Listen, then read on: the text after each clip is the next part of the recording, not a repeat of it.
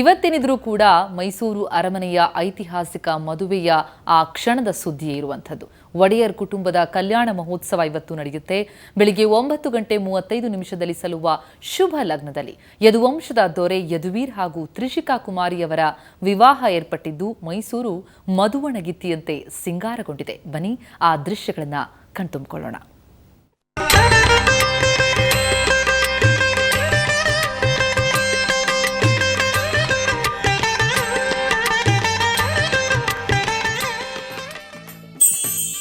ಮಹಾರಾಜ ಯದುವೀರ ಮದುವೆಗೆ ಕ್ಷಣಗಣನೆ.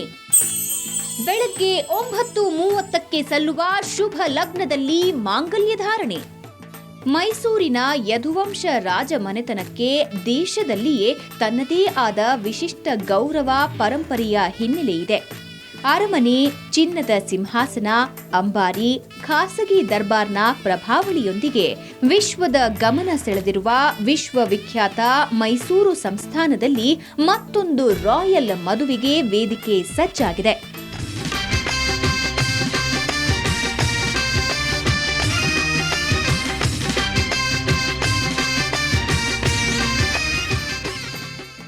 ಎಸ್, ಯದುವಂಶದ ದೊರೆ ಯದುವೀರ ಕೃಷ್ಣರಾಜ ಒಡೆಯರ್ ಮದುವೆಗೆ ಕ್ಷಣಗಣನೆ ಆರಂಭವಾಗಿದೆ. ಬೆಳಗ್ಗೆ 9:30 ಸಲ್ಲುವ ಶುಭ ಲಗ್ನದಲ್ಲಿ ಮಾಂಗಲ್ಯ ಧಾರಣೆ ನಡೆಯಲಿದ್ದು ಇಡೀ ವಿಶ್ವವೇ ಐತಿಹಾಸಿಕ ಮದುವೆಯನ್ನ ಕಣ್ತುಂಬಿಕೊಳ್ಳಲು ಕಾತರದಿಂದ ಎದುರು ನೋಡ್ತಾ ಇದೆ.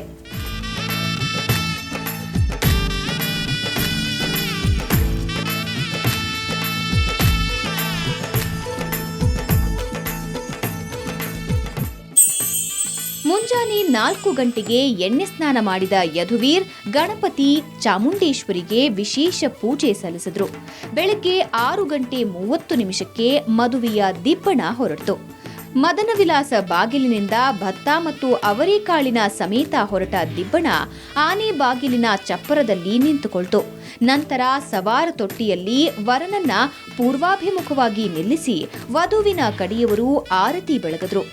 ಬೆಳಗ್ಗೆ 7 ಗಂಟೆ ಸುಮಾರಿಗೆ ಕಲ್ಯಾಣ ಮಂಟಪದ ಹಸೆಮಣೆಗೆ ವರನ ಆಗಮನವಾಯಿತು. ನಂತರ ಶ್ರೀ ಗಣಪತಿ ಪೂಜೆ, ಮಧುಕರ್ಪ, ಬೃಹಸ್ಪತಿ ಪೂಜೆ, ಕನ್ಯಾ ಪ್ರತಿಗ್ರಹ ಪೂಜೆಗಳನ್ನ ಶ್ರೀ ಯದುವೀರ್ ನೆರವೇರಿಸಿದ್ರು. ಬೆಳಗ್ಗೆ 9:05 ವಧು ತ್ರಿಷಿಕಾ ಕುಮಾರಿ ಆಗಮಿಸಲಿದ್ದಾರೆ. ಈ ಸಮಯದಲ್ಲಿ ಸಿಗುವ ಅರ್ಧ ಗಂಟೆಯಲ್ಲಿ ಅಂದ್ರೆ 9:35 ಮಹಾಸಂಕಲ್ಪ, ಗೋತ್ರ ಪ್ರವರ, ಕನ್ಯಾದಾನ, ಅಕ್ಷತಾರೋಪಣೆ, ಸಂಬಂಧಮಾಲೆ, ಕಂಕಣ ಧಾರಣೆ ನಡೆಯಲಿದೆ. ನಂತರ ಎಲ್ಲ ಮಠಗಳಿಂದ ನೀಡಿದ ಫಲಮಂತ್ರಾಕ್ಷತೆ, ದೇವಸ್ಥಾನಗಳಿಂದ ತಂದ ಪ್ರಸಾದ ಸಮರ್ಪಣೆ ಮಾಡಲಾಗುತ್ತೆ. ಸಂಜೆ 5 ಗಂಟೆಗೆ ಔಪಾಸನೆ ಕಾರ್ಯಕ್ರಮದಲ್ಲಿ ನೂತನ ದಂಪತಿ ಪಾಲ್ಗೊಳ್ಳಿದ್ದಾರೆ. ಇದಾದ ಬಳಿಕ ಸಂಜೆ ಉರುತನೆ ಉಯ್ಯಾಲೆ, ಆರತಿ ಸಜ್ಜೆ ನಡೆಯಲಿದೆ. ನಂತರ ಅರುಂಧತಿ ಹಾಗೂ ಧ್ರುವ ನಕ್ಷತ್ರಗಳ ದರ್ಶನ ಕಾರ್ಯಕ್ರಮ ನಡೆಸುವ ಮೂಲಕ ಮದುವೆಯ ಕಾರ್ಯಕ್ಕೆ ತೆರೆ ಬೀಳುತ್ತೆ.